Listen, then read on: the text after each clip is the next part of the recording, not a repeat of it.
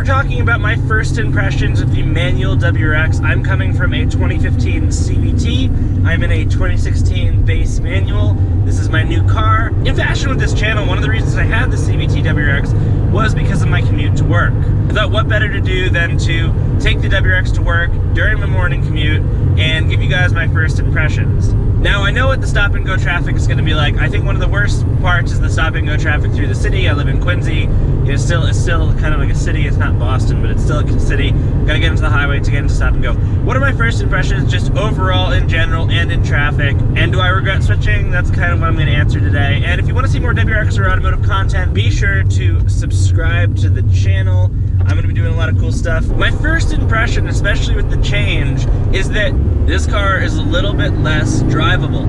There are more situations with this car where I don't want to take it out, especially if I'm facing a lot of bumper-to-bumper traffic, and that's just been the case. I've been taking my commuter car to work. That's why I own the commuter car. But I've got to say, when I do get the chance to drive this car, it's a lot of fun. My first impression is that this car is really fun to drive. There's definitely like a connection with the car when you're driving the manual platform that you do not get when you're driving the automatic platform. You get to control the car in a fun way a little bit more. And I think a lot of, like, especially after having this experience and having this car for a little while, there's definitely some value in saying that the automatic WRX is a close contender. I mean, a lot of people say this car is meant to be driven in a manual, and I don't know if I necessarily agree with it. Now, that's not changing my first impressions, because I definitely think it's more fun to drive. But let's stop talking about that. So yeah, it's way more fun to drive. I definitely like the way the car feels, especially when I'm accelerating. It feels a lot faster. But there are definitely some quirks and things that have popped out immediately that I dislike.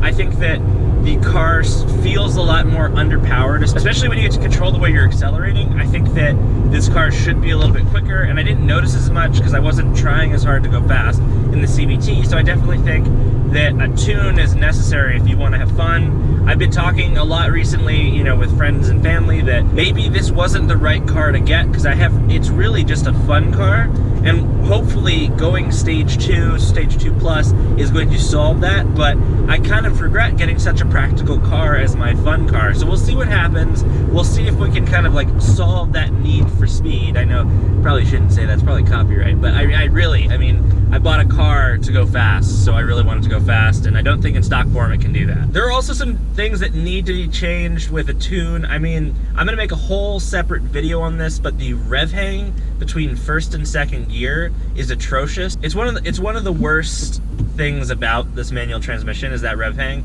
It's so annoying, especially for somebody that hasn't driven manual in so long and they're getting back into it on a daily basis.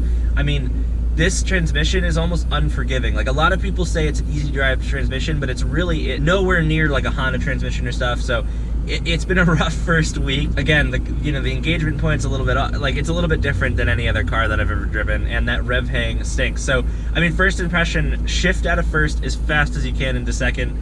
And it's really hard when you live in, I live in an apartment complex with lots of speed bumps that are really not that far intervals between each other, so I really have to stay in first. I can never really get going fast enough, or I can't really move enough to get into second. So first gear sucks in this. I mean, there's no beating around the bush. So actually, there doesn't seem to be a ton of traffic yet, knock on wood, so maybe I'm not gonna talk about traffic.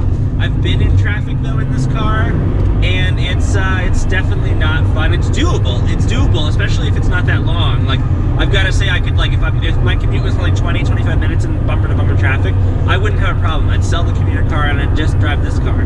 But it's the fact that it could be 2 hours is just too much. Like, it's not that my leg gets sore, it's just the repetitive motion. Sometimes I just want to throw an audiobook on and kind of get into the zone, just because it's such a long drive and I spend so much time driving that day after day after day, I've got to have something that I enjoy about that drive, or it really just doesn't work. And I know this video is like all over the place, but like, if I were to go back and hash around the 5 things that are my first impressions of this car, is the number 1, it's definitely more fun to drive. It feels more fun to drive.